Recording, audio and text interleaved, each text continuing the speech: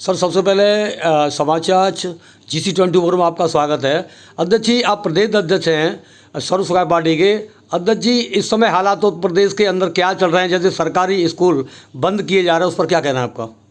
देखिए, सरकारी स्कूल जो प्राथमिक विद्यालय बंद कर रही है सरकार, ये तो आपको पता होगा, शायद संख्या भी मालूम होगी, 27,764 विद्यालय बंद कर चुकी है। और ये उत्तर प्रदेश सरकार की मैं समझता हूँ बहुत बड़ी साजिश है। इसके पीछे प्रदेश सरकार की ये मंशा है कि हमारे ग्रामीण अंचल के जो बच्चे हैं, बेटे और बेटियां हैं, वो न पढ़ सकें।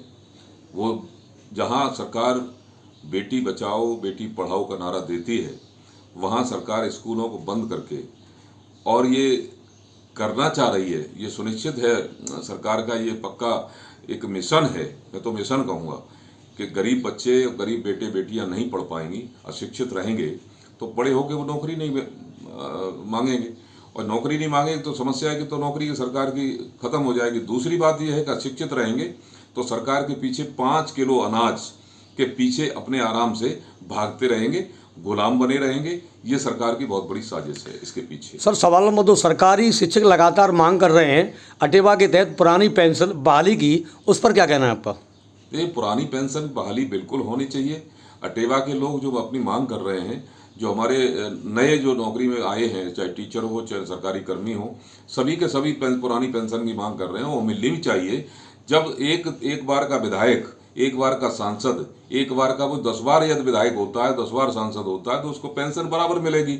और लेकिन जो 60 वर्ष तक एक कर्मचारी सेवा करता है, चाहे वो टीचर हो चाहे सरकारी कर्मचारी हो, उसको पेंशन नहीं मिलेगी। वो जीवन यापन कैसे करेगा? पेंशन तो एक जीवन का एक जो अंतिम टाइम होता है वृद्धावस्था का, एक सहारा होता है। तो पेंशन बिल्कुल पुरानी मिलनी चाहिए। कुछ सरकारें दे भी रही हैं, लेकिन उत्तर प्रदेश सरकार को भी इस पर विचार करना चाहिए और पुरानी पेंशन बहाल करनी चाहिए। सर सवाल नंबर 4, आगे किन मुद्दों पर आप सरकार को मजबूर कर देंगे सोचने पर, जो ऐसा क्या करेगी पार्टी आपकी? देखिए, पार्टी का हमारा बहुत बड़ा विजन है। पार्टी हमारी पूरे समाज के लिए, चाहे किसी जाति का व्यक्ति हो चाहे किसी धर्म का हो, हम पूरे समाज को साथ में लेके चल रहे हैं। आपको नाम भी पता होगा, मेरी पार्टी का नाम सर्वजन सुखाय पार्टी है, और जब सर्वजन शब्द आ जाता है तो उसमें सब कुछ समाहित है। और ये सर्वजन सुखाय पार्टी समाज के प्रत्येक जाति और धर्म की बात करती है, विकास की बात करेगी, महंगाई कम करेगी, आपका जो जितने बेकार के जो टैक्सों का पुलंदा लाद दिया है पब्लिक के ऊपर, जनता के ऊपर सरकार ने, उन टैक्सों को कम करेगी। बहुत सारी बातें हैं, शिक्षा का बढ़ावा देगी। जो स्कूल बंद कर रही है सरकार में आते हैं बिल्कुल, तो स्कूल जो बंद हो रहे हैं उनको दोबारा चालू करेंगे। और जो शराब की दुकानें हैं, शराबबंदी भी करेगी। हमारी पार्टी ये सत्ता में आती है, शराबबंदी कर देंगे। मैं तो कहता हूं कि संत बेस में है, साधु बेस में हमारे माननीय मुख्यमंत्री जी हैं, उसके बाद भी शराब की दुकानें 27,308 नई दुकानें खोल दी हैं। ये बड़ी विडंबना है इस सरकार की। सर आपकी पार्टी की ओर से प्रदेश में आपके हिसाब से क्या और बेहतर हो सकता है?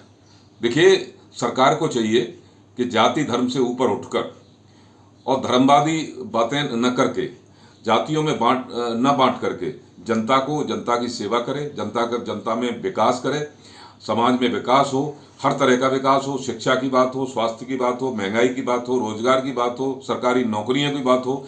ये सारी बहुत सारी बातें ऐसी हैं, सरकार जानती है अच्छी तरह से। प्राइवेटाइजेशन जो किया जा रहा है, निजीकरण जो किया जा रहा है, उस पर लगाम लगाए। निजीकरण न करके सरकार के हाथों में जब कंट्रोल रहता है तो अच्छा काम होता है। ये भी एक बहुत बड़ा एक मंशा, एक साजिश है सरकार की। ये नहीं करना चाहिए उनको। सर पुलिस के रवैयों को लेकर क्या कहेंगे आप प्रदेश में? देखिए, पुलिस तो इस समय सरकार की एक तरह से कहूँ गुंडा का काम कर रही है। सरकारी गुंडे हैं। सरकार ने पुलिस को अपनी पूरी खुली छूट दे रखी है कि आप जो चाहे सो करें। आप किसी भी गरीब आदमी को, किसी भी बेगुनाह आदमी को मार सकते हैं, पीट सकते हैं, थाने में उसको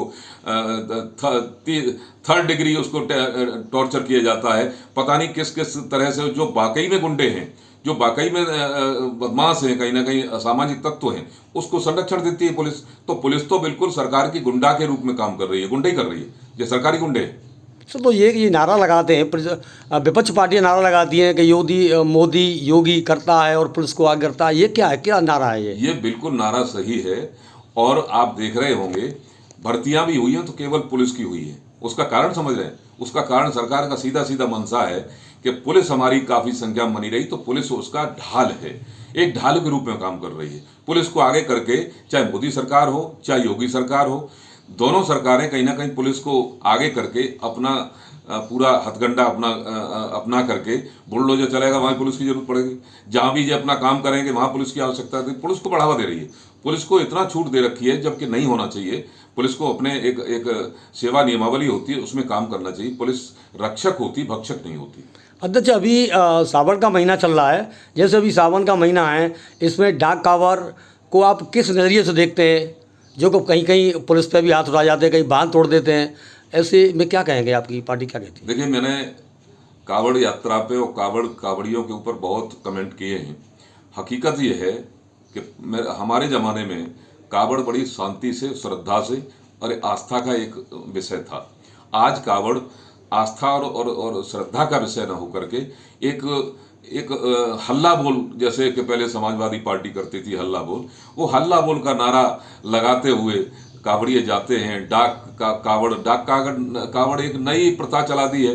ये कोई कावड़ यात्रा नहीं है, ये कावड़ नहीं है। ये एक तरह से ऐसे मानिए कि खुली छूट सरकार ने दे रखी है। कलेक्टर और कप्तान और पूरा प्रशासन उनकी सेवा में लग जाता है इस बात के लिए कि वो हेलमेट लगा के न चलें, 4-4 सवारियां मोटरसाइकिल पर चलें, हु अल्लाह करके चलें, गुंडागर्दी करें, गाड़ियां तोड़ें, उन पर कोई रोक टोक नहीं है। आप एक भी प्रशासन का अधिकारी, उच्चाधिकारी, डीएम से कप्तान तक, कोई भी उनसे कुछ नहीं कह सकता, वो कुछ भी करें।